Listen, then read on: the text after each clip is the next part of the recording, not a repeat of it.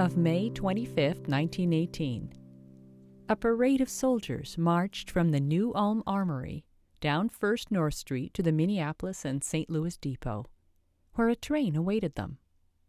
There'd been other parades, but on this day, Brown County, Minnesota was sending off 90 young men into the Army, the largest contingent ever to leave New Ulm. The Goosetown Band led a column of neighborhood boys that included John Lindmeyer, Adolph Lampel, Charles Yanni, Joseph Schobert, and John Zangel. Medal of Honor winner Alonzo Pickle, a Civil War veteran who had fought at Gettysburg, was flag bearer for the sleepy-eyed delegation. More than 100 women marched as well, wearing their Red Cross uniforms and carrying flags. Among the draftees that day was a young dentist, Kurt Bell, and a 24-year-old farmhand from Milford Township named Alfred Mecklenburg. Looking out on the men as they clambered aboard the train to cheering crowds, the editor of the Sleepy Eye Herald wrote, "When they return, the home fires will be glowing with a light of welcome and the warmth of adoration that conquering heroes deserve." At almost the same moment that Alfred was boarding the train in New Ulm, his brother Harry was beginning a journey home, but not as a conquering hero. He was a shining star in the family, close to graduation from the University of Minnesota Law School. Harry had been drafted in February, and after a short time in training camp he was shipped to France, arriving in Brest in early May 1918. But something went wrong with Harry. As a local newspaper said, he became seriously ill as a result of brooding over the awfulness of the war in which he was called to take part. Now, in late May, only a few weeks after his arrival, he was heading home, boarding a troop transport ship, the USS President Lincoln, along with other American casualties of war. On May 30th, the first day at sea, the ship's crew held a Memorial Day service on deck, honoring those who'd lost their lives in service to their country. The next morning, May 31st, 500 miles off the coast of France, the President Lincoln was hit by 3 torpedoes from a German submarine. As the ship sank beneath the waves, to speed evacuation, the men were ordered to jump into the water, then swim to the lowered lifeboats and rafts. After a day on the water, darkness descended over the Atlantic, and the sailors lifted lanterns up into the night sky to signal their location. The ship's commanding officer, P.W. Foote, recalled, "In the blackness and silence of the night, with the slap of the waves against the boats as we drifted before the wind, it was a time to try our courage." Then, in the middle of the night, Foote saw a blinking light on the horizon and realized that help was on the way. "I thought of the Star of Bethlehem," he later wrote. They were soon rescued, suffering the loss of only 26 of the ship's 715 passengers. Weeks later, suffering from shell shock or post-traumatic stress as we'd call it today, Harry entered a hospital in upstate New York. Alfred Mecklenburg spent the summer of 1918 in training camps in Washington State and California. Then, on August 8th, he boarded a ship for France as a private in the 40th Division, known throughout the Army as the Sunshine Division. He arrived just as the American Expeditionary Force was ready to launch its first and last major campaign of World War I.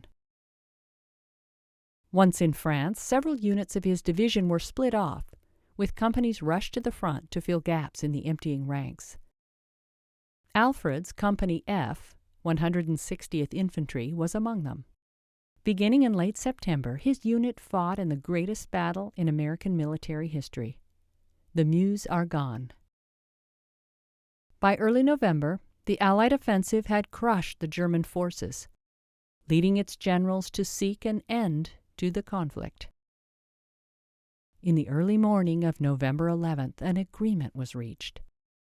calling for the cessation of all fighting at the 11th hour of the 11th day of the 11th month. The Great War was over. Back home in Brown County, the word spread quickly, and people gathered in the streets as factory whistles blew and church bells rang out. Local bands gathered on sidewalks to play patriotic airs. In Sleepy Eye, a crowd hung the Kaiser in effigy. The war was over, and the boys would be coming home. 2 days later, heartened by the good news, Alex Mecklenburg sat down and wrote a cheerful letter to his brother in France. New Ulm, Minnesota, November 13th, 1918. Dear brother, I will write a few lines to let you know that I am getting along all right. I am out of the hospital and am staying at Myers. I got out last Sunday and was in the hospital for 1 month and 1 day. It seemed to be an awful long time. I will have to stay here a few weeks before I can go out to the farm. Well, how are you getting along? Aren't you coming home pretty soon? Isn't it fine that it has come that far? I suppose you had quite a time when peace was declared. They certainly had some time here. The celebrating don't seem to come to an end. It started in on Thursday, November 7th in the afternoon.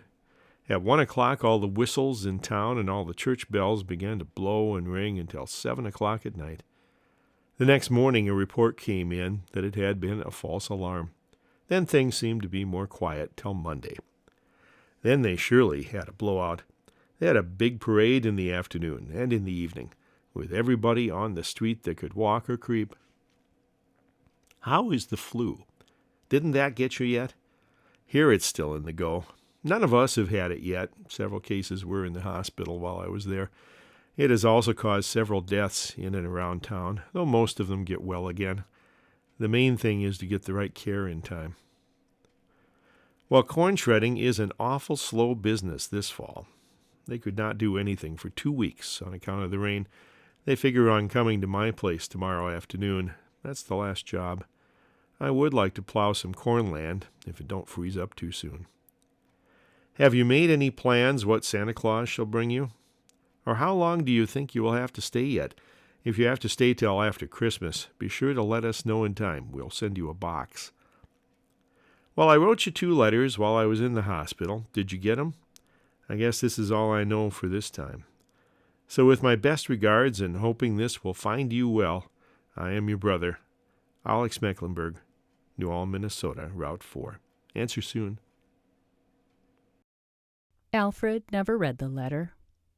On Armistice Day, 15 minutes before 11 o'clock, he'd been killed on a last-minute mission. In December, word of his death finally reached his parents. Alfred was buried in a grave in France, but when the army offered to bring the dead home, Dan and Emma Mecklenburg immediately accepted. His father said he wanted to see his son's face to know for sure. Finally, in the summer of 1921, Alfred Mecklenburg's body made the long journey across the ocean to its last resting place. Harry was there at the funeral. He worked hard to recover, and even completed his law degree through a correspondence course, but his spirit, broken by the horrors of war, left him unable to cope. Asked about his readjustment to civilian life on a military service questionnaire, Harry wrote, "Able to make out a miserable existence." Harry died in 1937 and was buried in New Ulm Cemetery with a military funeral, finally at peace, lying near his brother, 2 casualties of the Great War. There would be one more message from the brothers. Decades later, in 1990, Linus Gugesberg was putting new siding on the Mecklenburg home in Essig. And as he tore off the old wood on one board, he found writing. It was a poem by Henry Wadsworth Longfellow, a psalm of life, handwritten and signed by Alfred Mecklenburg. Tell me not in mournful numbers, life is but an empty dream. For the soul is dead that slumbers, and things are not what they seem. Life is real, life is earnest, and the grave is not its goal. Dust thou art, to dust returnest, was not spoken of the soul. Lives of great men all remind us, we can make our lives sublime, and departing, leave behind us footprints in the sands of time.